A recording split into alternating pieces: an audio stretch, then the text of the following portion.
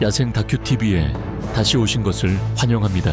숨쉬는 순간순간이 투쟁이고 매일 아침 떠오르는 해가 곧 승리가 되며 움직임 하나하나와 눈길 하나하나가 길들여지지 않은 야생에서 장대한 서사시를 엮어내는 세상으로 들어갈 준비가 되셨습니까?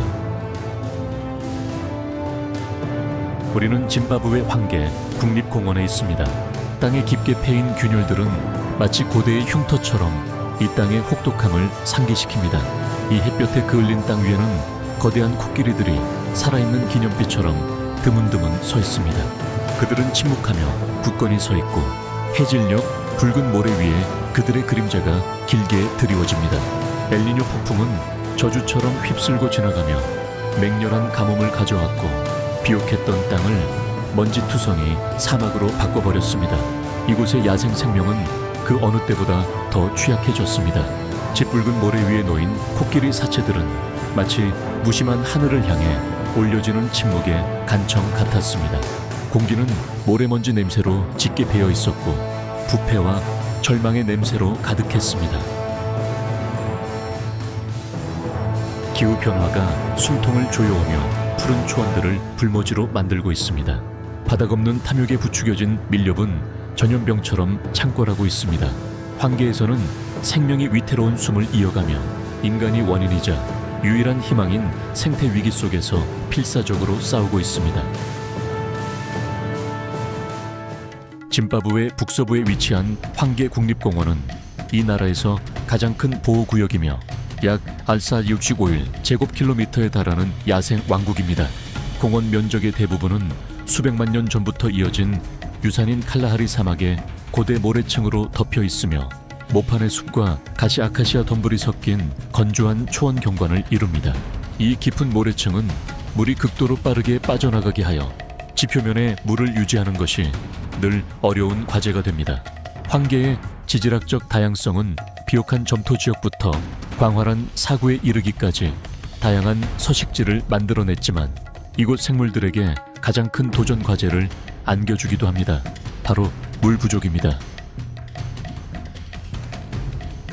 황계 시간을 초월한 그 땅으로 향하는 우리의 여정이 서서히 펼쳐지고 있습니다. 이곳은 맹렬한 햇볕을 피하려고 잎들이 몸을 돌리는 울창한 모판의 숲뿐만 아니라 비의 리듬에 따라 푸릇푸릇한 초록빛에서 시들고 누런빛으로 변하는 계절성 초원으로도 돋보입니다. 황계의 본질은 짧은 우기와 긴 건기가 밤낮처럼 극명하게 대비되는 아열대 방원조 기후에 의해 형성되었습니다. 아프리카의 야생에서 황계는 비범한 생물 다양성으로 명성이 높으며 100종 이상의 포유류와 거의 400종의 조류가 살고 있습니다. 특히 이 보호구역은 아프리카 대륙에 남아있는 야생 코끼리, 개체군 중 가장 큰 규모 중 한 곳의 안식처입니다. 온순한 거인들이지만 이 코끼리들은 불확실한 미래에 직면해 있습니다. 공원 북동쪽 모퉁이에 위치한 주 캠핑장은 방원조 경관의 생태계 심장입니다. 이곳의 생명은 현지인들이 반이라고 부르는 60개 이상의 인공 저수지 네트워크에 전적으로 달려 있습니다. 웅장한 코끼리, 굳건한 물소대, 활기찬 영양, 그리고 활력 넘치는 얼룩말들까지 이 모든 생명체들이 약속의 땅을 찾아온 순례자들처럼 이곳으로 모여듭니다. 그들 옆에는 덤불의 그늘 아래 사자와 표범 같은 포식자들이 숨어 도사리고 있으며 이 중요한 오아시스 주변에 다채롭지만 위험으로 가득 찬 생명의 테피스트리를 엮어냅니다.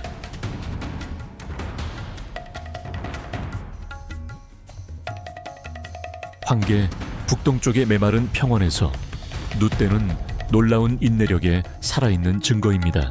이들은 우기 동안 큰 무리를 이루는데 이때 귀한 비가 땅을 덮은 푸릇푸릇한 새싹들을 깨웁니다. 이 큰 무리들은 장관을 이루는 광경일 뿐만 아니라 영리한 생존 전략이기도 합니다. 이들은 살아있는 울타리를 형성하는데 포식자로부터 보호해주는 자연 방어벽이며 안전이 수에 달려있는 곳입니다. 한 개체가 위험을 감지하면 경고성 콧김 소리가 파도처럼 퍼져나가 신속한 집단 반응을 유발합니다. 수천 마리의 거친 울음소리와 땅을 내리치는 발굽 소리는 끊임없는 움직임의 교향곡을 이룹니다.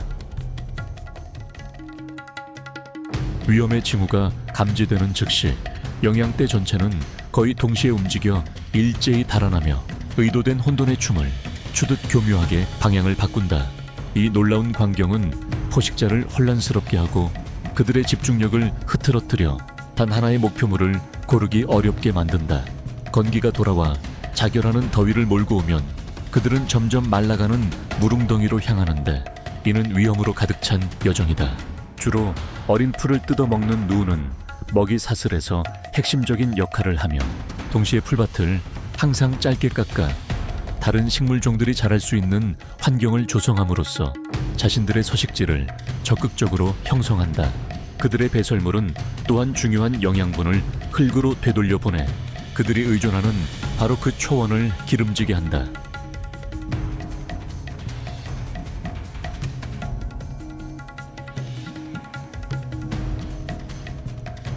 누떼의 발자국이 모래먼지 속으로 희미해져 갈 때 새벽 안개를 뚫고 울려 퍼지는 포효가 공간 전체를 뒤흔들었다. 그것은 초원의 최상위 포식자이자 무관의 제왕인 사자의 포효였다.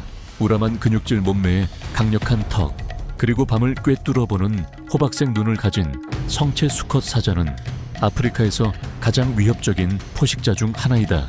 짙고 두꺼운 갈기는 힘과 성숙함의 상징이자 테스토스테론 수치와 건강을 나타내는 지표일 뿐만 아니라 짝짓기 상대를 유인하고 치열한 영역 다툼에서 민감한 목 부분을 보호하는 데에도 중요한 역할을 한다. 다른 고독한 대형 고양이와 동물들과는 달리 사자는 무리라고 불리는 복잡한 사회 구조 속에서 번성하며 보통 회서 90마리의 개체로 이루어져 있습니다. 무리의 핵심은 혈연 관계가 있는 암컷들과 그들의 새끼들이며 이들은 몇 마리의 지배적인 수컷으로 이루어진 동맹에 의해 보호받습니다. 이러한 사회 구조는 사자에게 사냥 기술에 있어서 놀라운 이점을 제공합니다. 더 가볍고 민첩한 암컷들이 사냥을 주도하며 보통 소규모 그룹으로 협력합니다. 그들은 지형, 어둠, 그리고 바람을 활용하여 은밀하게 먹잇감에 접근하며 각자는 신중하게 계산된 전략 속에서 구체적인 역할을 맡습니다. 그들 사이의 의사소통은 거의 소리 없이 진행됩니다. 머리 한번 끄덕임, 가벼운 꼬리 흔들림 또는 눈빛만으로도 복잡한 공격을 조율하기에 충분합니다. 사자가 사냥을 마치고 물러나 하얗게 드러난 뼈만 남겨두자 점박이 하이에나들의 기괴한 합창이 울려 퍼졌다. 그들의 울음소리는 전리품을 되찾으려는 대담한 도전이었다. 잔인한 웃음소리가 초원의 정적을 갈랐다. 점박이 하이에나는 어설픈 외모와는 달리 영리한 기회주의자로서 번성한다.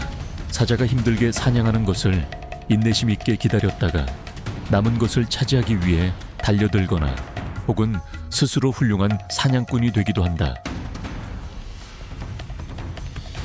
하이에나의 앞다리는 뒷다리보다 길고 튼튼하여 특징적인 경사진 걸음걸이를 만듭니다. 그들의 심장은 몸무게 대비 사자보다 2배나 커서 긴 거리를 고속으로 유지할 수 있는 능력에 에너지를 공급하며 이는 추격전에서 결정적인 이점이 됩니다. 하이에나의 턱은 동물 왕국에서 가장 강력한 턱 중 하나로 으스러뜨리는 듯한 깨무는 힘을 생성하며 이는 영양의 다리뼈를 부러뜨릴 만큼 충분히 강력합니다. 또한 강력한 위산 시스템 덕분에 뼈와 가죽까지 소화할 수 있습니다. 통념과는 달리 하이에나는 단독 생활을 하는 동물이 아니다. 그들은 암컷이 이끄는 시족이라는 복잡한 사회 집단을 형성한다. 하이에나의 세계에서는 암컷이 절대적으로 지배한다. 이 우두머리 암컷들은 수컷보다 더 크고 사나울 뿐만 아니라 먹이 섭취와 번식에 있어서도 우선권을 가진다. 그들의 영역은 냄새 맡김과 일련의 특징적인 울음소리를 통해 철저히 방어된다. 웃음소리, 울음소리, 으르렁거리는 소리와 같은 이러한 소리들은 위치, 신원, 기분 그리고 의도에 대한 정보를 전달하는 정교한 의사소통 체계를 이룬다. 잘 알려진 유비, 소리는 소리를 내는 개체의 나이와 사회적 지위에 대한 정보를 담을 수 있다.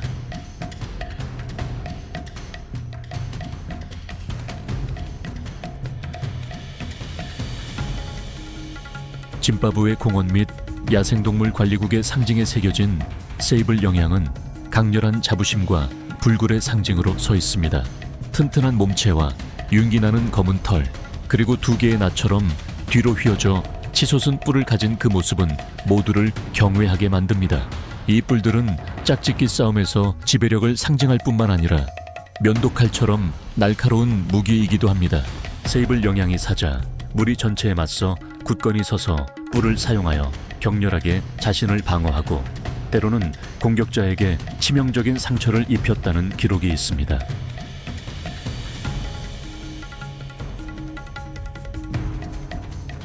세이블 영양대가 위풍당당하게 나아갈 때 민첩한 임팔라 영양들이 나타나 크기와 성격 면에서 뚜렷한 대조를 이룹니다.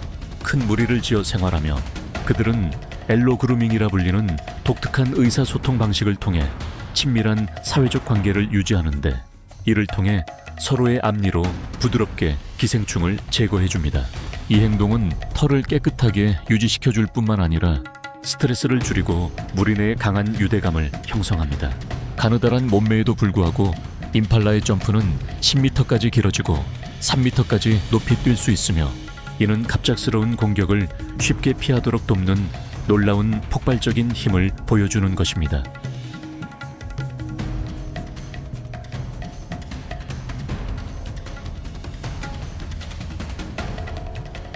하지만 위험이 도사리는 세상에서는 가장 비범한 점프조차도 지구상에서 가장 빠른 포식자에게서 벗어나기에는 역부족입니다. 치타는 순수한 속도 경쟁에서 임팔라를 쉽게 능가합니다. 드넓은 초원에서 치타는 단순한 완력에 의존하는 것이 아니라 인내심, 위장 능력, 그리고 완벽한 가속에 단 한순간에 의존합니다.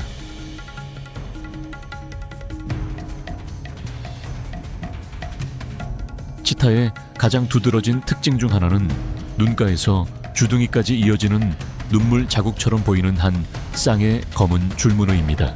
이러한 눈물 자국은 중요한 적응이며 자연 선글라스처럼 기능하여 햇빛의 눈부심을 줄여주고 낮 사냥시 먹이에 대한 집중력을 높이는 데 도움을 줍니다. 긴 다리, 용수철처럼 작동하는 매우 유연한 척추, 그리고 방향타 역할을 하는 긴 꼬리 덕분에 치타는 정지 상태에서 3초도 안 되는 시간에 놀라운 속도로 가속할 수 있습니다. 치타의 폐와 심장은 이러한 격렬한 추격에 필요한 산소량을 공급하기 위해 유난히 큽니다. 하지만 이런 경이로운 가속은 잠깐 동안만 지속되며 엄청난 양의 에너지를 소비합니다. 다른 대형 고양이과 동물들과는 달리 치타의 발톱은 부분적으로만 수축할 수 있으며 운동화의 스파이크처럼 작용하여 앞으로 돌진할 때 지면을 더욱 단단하게 움켜쥐게 해줍니다. 치타는 주로 홀로 사냥합니다. 그것의 시력은 경이로워서 5km 이상의 거리에서도 아주 미세한 움직임까지 감지할 수 있습니다. 먹이에 접근할 때 치타는 경이로운 가속력으로 폭발적으로 달려든다. 하지만 비할 데 없는 속도를 가졌음에도 불구하고 그것은 힘과 지구력이 부족하다. 사냥에 이끌린 하이에나나 사자가 나타나면 치타는 종종 달 하나 애써 잡은 먹이를 포기해야 한다. 이것이 바로 치타의 비극이다. 먹이를 죽이는 속도는 가졌지만 그것을 지킬 힘은 없다는 것.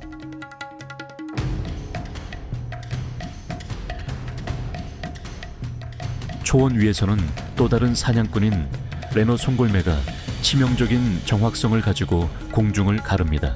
이 송골매는 시속 140km가 넘는 속도로 급강하할 수 있습니다. 가장 두드러진 특징은 구부러진 부리인데 윗부리에는 작고 날카로운 이빨 이 하나 장착되어 있습니다. 이 덕분에 먹이의 목뼈에 정확한 일격을 가하여 즉사시킬 수 있습니다. 황계, 하늘의 또 다른 친숙한 방문객인 초원수리는 뜨거운 공기 흐름을 타고 우아하게 넓은 원을 그리며 맴돕니다.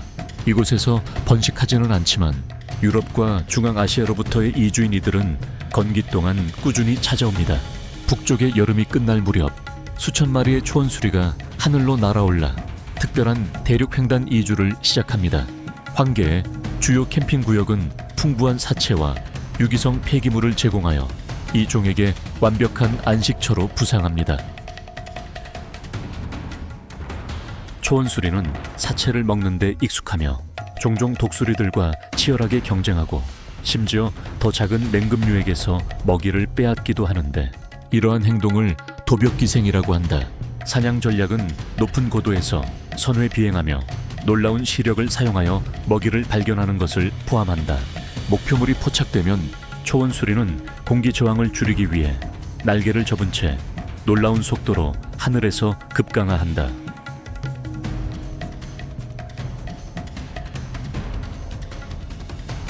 독수리의 그림자 아래 또 다른 침묵의 청소부가 나타났다.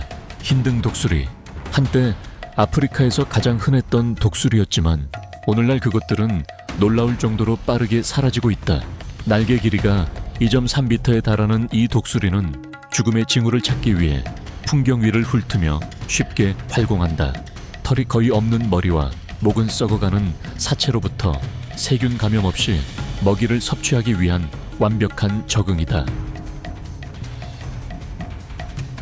한 마리가 소용돌이 치듯 착륙하기 시작하면 수십 마리의 다른 개체들이 모든 방향에서 빠르게 모여들며, 이는 그 지역의 모든 청소부 동물들에게 살아있는 신호가 됩니다. 황계 주요 캠프장에서 흰등 독수리는 없어서는 안 될 생태학적 역할을 맡고 있습니다.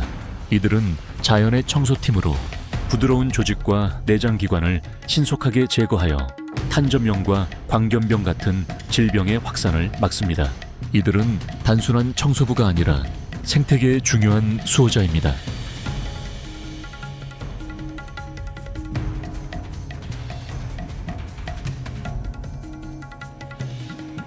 야만로브파는 황해 국립공원의 중심부에 자리하고 있으며 14개의 인공 무릉덩이 네트워크로 방문객들을 끌어들이는 주목할 만한 지역입니다. 특히 건기에는 이 보호구역이 중요한 생태 중심지로 변모하며 생명의 비극과 승리가 매일 펼쳐지는 거대한 부대가 됩니다. 이 인공 무릉덩이 네트워크는 초원의 대형 동물들, 즉 코끼리, 물소, 그리고 수많은 영양들에게 중요한 생명줄입니다.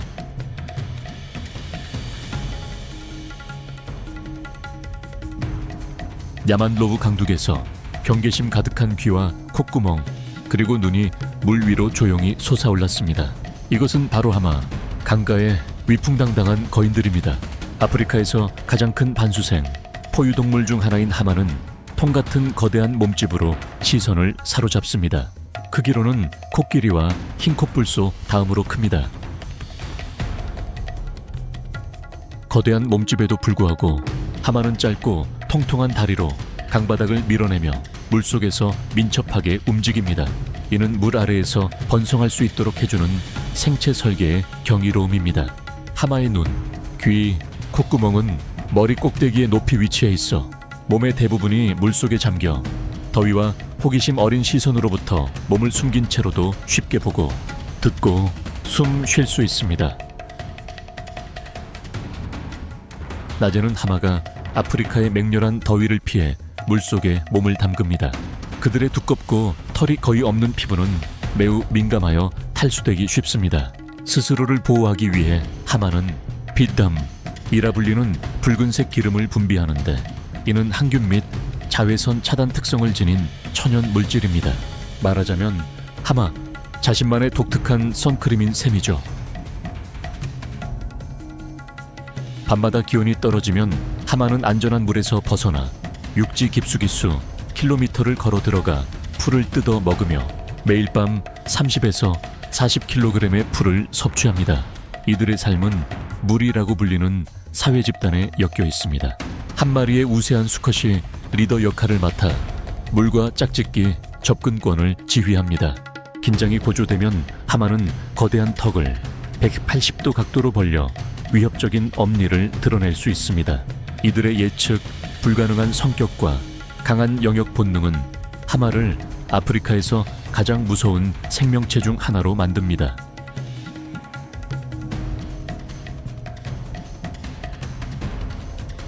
야만로브의 광활한 땅에서는 하마와 수역을 공유하는 무시무시한 포식자가 있는데 바로 나일강 악어이다. 두 종은 서로의 경계에 대한 본능적인 이해, 즉 깨지기 쉬운 휴전협정을 맺고 있는 것 같았다. 나일강 악어는 수천만 년 동안 거의 변하지 않은 살아있는 화석, 즉 고대 생물이다. 평균 4에서 5m 길이에 달하는 이들은 현존하는 가장 큰 파충류 중 하나로 손꼽힌다.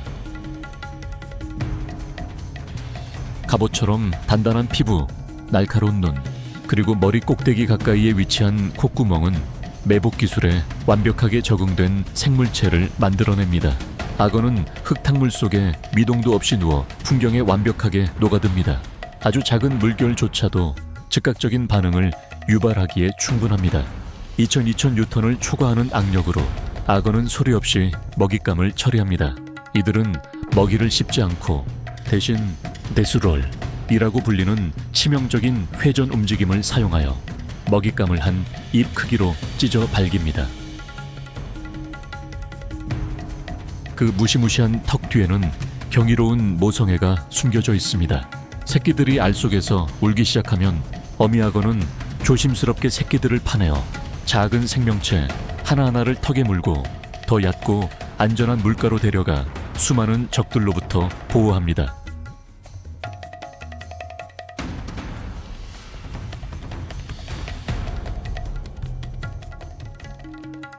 강 건너편에서는 버첼 얼룩말 무리가 물가 쪽으로 우아하게 움직였는데 각 개체는 저마다 검고 흰 줄무늬의 독특한 그림 같았습니다. 그들은 한 걸음 내디딜 때마다 목숨을 걸고 있다는 것을 알고 있었습니다. 각각의 작은 무리는 우두머리 수컷 한 마리, 몇 마리의 암컷, 그리고 그들의 새끼들로 구성된 하렘을 형성했습니다. 구성원들 간의 유대감은 서로 털을 다듬어주는 의식을 통해 유지되었습니다. 과학자들은 줄무늬의 진정한 목적이 위장, 포식자의 눈을 혼란스럽게 하는 것, 천조절, 아니면 채채파리를 쫓아내는 것인지에 대해 여전히 논쟁하고 있습니다. 아마도 이 모든 것의 조합일 것입니다. 눈을 현혹시키는 대절 효과는 돌진하는 포식자가 혼비백산하여 달아나는 무리 속에서 개별 개체를 구별하기 어렵게 만든다고 여겨집니다. 건기가 찾아오면 얼룩말 무리들은 신선한 풀밭을 찾아 더 긴 여정을 시작합니다. 이들의 취약성은 사자, 하이에나, 아프리카 들가이 같은 포식자들이 침묵 속에 기다리고 있는 공동 급수원에 접근할 때마다 더욱 뚜렷해집니다.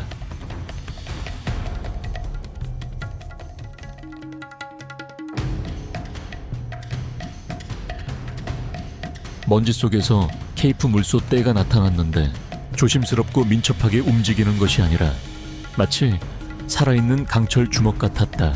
귀여문 죽음이라는 별명은 지어낸 이야기가 아니었다. 뿌리 부분에서 합쳐져 바위처럼 단단한 헉을 형성한 구부러진 뿔은 위협적인 무기일 뿐만 아니라 힘의 상징이기도 하다. 야만들로브 판에서는 1000마리가 넘는 수의 케이프 물소떼가 모여들었다. 새끼들과 암컷들은 무리 중앙에 피난처를 찾고 성체 수컷들의 위협적인 원형 대형에 둘러싸여 거의 뚫을 수 없는 살아있는 요새를 이룬다. 이들은 뛰어난 기억력과 복수심으로 유명한데 무리 구성원에게 해를 끼친 포식자를 다시 공격하는 것으로 알려져 있으며 심지어 자신들을 공격한 자들을 적극적으로 추적하기도 한다.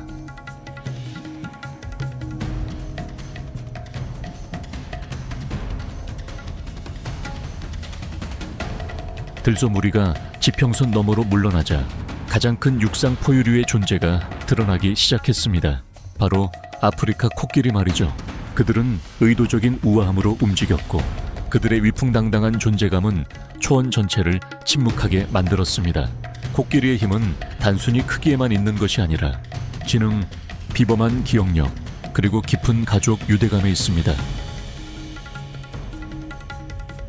넓은 귀는 규칙적인 리듬으로 펄럭이는데 이는 소리를 듣는 것 외에도 빽빽한 혈관망을 따라 흐르는 피를 공기로 식혀 몸을 시원하게 하기 위함입니다. 사실상 길게 늘어난 앞니인 상아는 평생 동안 계속해서 자라며 물을 파고 나무 껍질을 벗기며 자기 방어에 이르기까지 수많은 용도로 사용됩니다. 하지만 바로 이 상아들 때문에 코끼리는 잔인한 밀렵의 목표가 되었습니다. 코끼리의 가장 비범한 특징은 바로 코인데 4,000개가 넘는 개별 근육으로 이루어진 생체공학의 경이로운 기관으로 나무 한 그루를 뿌리째 뽑을 만큼 강력하고 잎사귀 하나를 집을 만큼 정교하기도 합니다. 코끼리의 사회 구조는 가장 나이가 많고 경험이 풍부한 암컷이 이끄는 모계 시스템을 중심으로 짜여 있습니다. 물을 찾아 어디로 이동할지부터 위협에 어떻게 대응할지까지 모든 중요한 결정은 무리대장 암컷의 기억과 경험에 의해 안내됩니다. 그녀는 생존 지식의 살아있는 저장소로서 다음 세대에 그 지식을 전수합니다.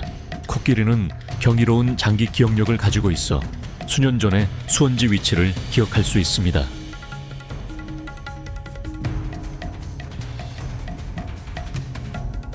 이어서 메마른 땅 한가운데에서 앙골라 기린의 길게 솟은 목이 아카시아 나무 꼭대기 위로 고요히 모습을 드러냅니다. 5.5m에 달하는 키와 길고 유연한 혀로 기린은 가시 아카시아 나무 꼭대기에 여린 새싹에 쉽게 닿습니다. 이는 다른 어떤 종도 쉽게 경쟁할 수 없는 먹이원이죠. 뇌로 피를 공급하기 위해 기린의 심장은 극도로 강력하게 박동해야 하며 물을 마시기 위해 몸을 숙일 때 목정맥의 복잡한 판막 시스템이 피가 역류하는 것을 막아줍니다. 바로 이때가 가장 취약한 순간인데 어색하게 앞다리를 벌려야 하기 때문에 균형을 잃게 되고 공격에 빠르게 반응하기 어려워집니다. 건기가 찾아오면 그들은 자신들의 유랑 영토를 확장할 수밖에 없습니다. 기린은 동물 왕국에서 잠을 가장 적게 자는 종 중 하나로 보통 서서 잠을 자고 정말 안전하다고 느낄 때만 눕습니다. 2024년 현재 앙골라 기린 개체군은 전 세계적으로 상당히 회복되었습니다. 하지만 짐바브웨에서는 밀렵과 서식지 파괴로 인해 개체군이 급격히 감소했습니다.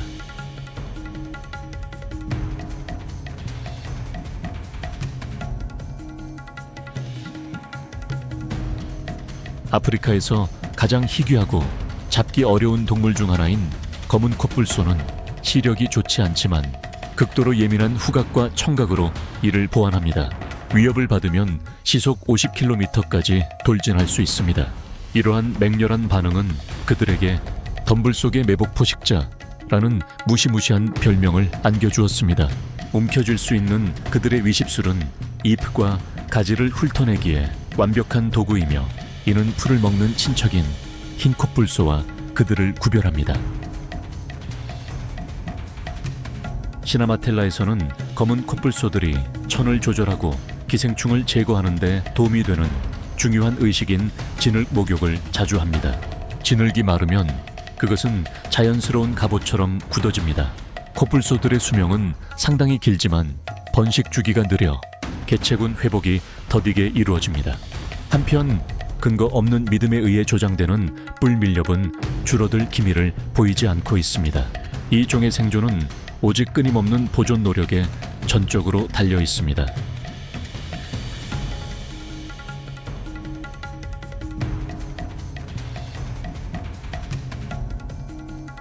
시나마텔라의 깎아질은 절벽을 따라 작고 민첩한 검은 그림자가 좁은 틈새를 날아오르듯 지나갑니다. 바로 탁월한 등반가 클립스프링어 영향입니다. 아담한 몸집으로 클립스프링어는 민첩성과 균형 감각의 대가입니다. 두껍고 속이 빈 그들의 털은 완벽한 위장 능력을 제공할 뿐만 아니라 충격에 대비한 쿠션 역할도 합니다. 작고 둥근 발굽은 놀라운 탄력성으로 마치 발레리나처럼 가파른 경사면에 단단히 달라붙을 수 있게 해줍니다. 그들은 발굽 끝으로 이동하는데 이는 접촉 면적을 최소화하고 접지력을 최대화하는 데 도움을 주는 독특한 적응 방식입니다.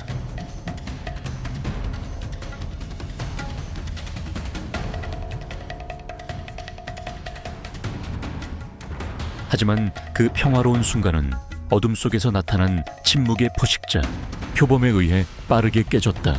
표범은 고독한 삶을 산다. 이들은 밤에 사냥하며 자신의 존재를 교묘하게 감춘다.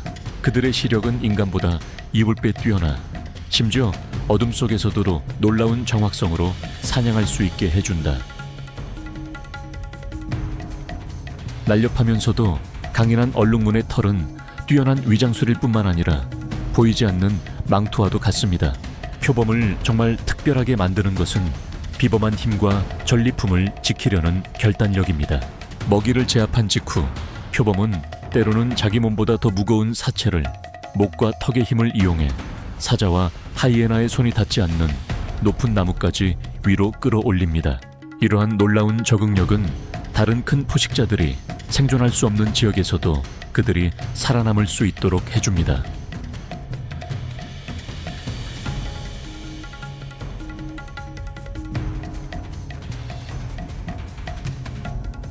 표범의 그림자가 희미해지자 대조적인 광경이 펼쳐졌다. 일사불란하고 흔들림 없는 목적의식으로 움직이는 아프리카 들가의 한 무리였다. 그들은 단독 사냥꾼이 아니었다. 그 대신 그들은 속도, 전략, 그리고 끊을 수 없는 사회적 유대 덕분에 강점을 발휘했다. 전형적인 아프리카 들가의 무리는 6마리에서 5마리 이상으로 구성되며 지배적인 한 쌍의 개체가 이끌어 나갑니다. 가느다란 몸통, 긴 발다리, 탄탄한 근육은 그들이 시속 72km에 달하는 속도를 낼 수 있게 하고 수 킬로미터에 이르는 거리를 유지하게 합니다. 이들의 사냥 성공률은 놀랍게도 80%에 달하며 이는 사자의 2배에 달합니다. 이들은 무지막지한 힘에만 의존하는 것이 아니라 짧은 울음소리와 미묘한 몸짓으로 서로 소통하며 거의 완벽에 가까운 협력 전략을 구사합니다. 사냥을 시작하기 전에 이들은 활발한 사회적 의식을 치르며 유대감을 강화하고 때로는 재채기를 통해 투표를 하여 이동 여부를 결정합니다. 성공적으로 사냥을 마칠 때마다 흥미로운 의식이 치러지는데 무리에서 가장 어리고 늙고 다친 구성원들이 제일 먼저 먹이를 먹는 것이다. 이는 자연에서 흔히 볼 수 있는 위계질서의 놀라운 역전이다. 이러한 행동은 높은 수준의 사회적 협력을 보여주며 무리 전체의 생존을 보장한다.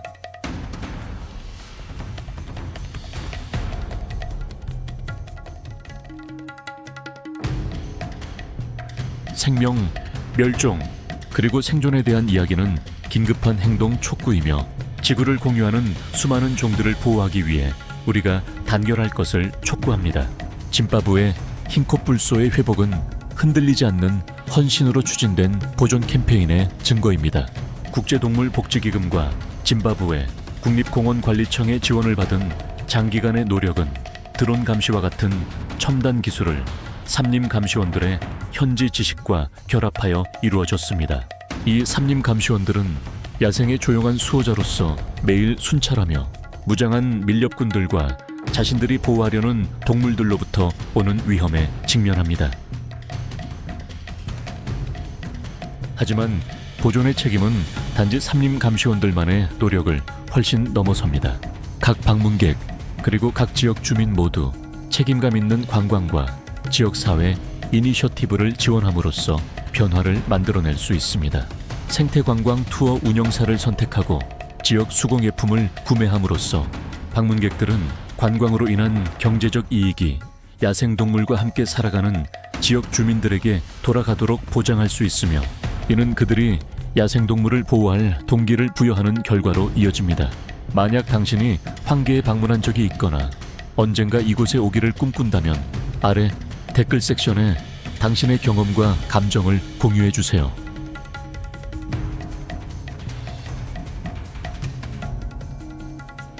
당신의 이야기는 자연 세계에 대한 인식과 사랑을 전파하는 소중한 등대입니다. 지구상에서 가장 야생적인 곳으로 떠나는 다음 여정을 놓치지 않으시려면 좋아요를 누르고 저희 채널을 구독하며 알림벨을 켜는 것을 잊지 마세요. 당신은 또한 야생 세렝게티 또는 크루거 자유롭고 야생적인 과 같은 흥미로운 시리즈를 통해 여정을 계속할 수 있습니다.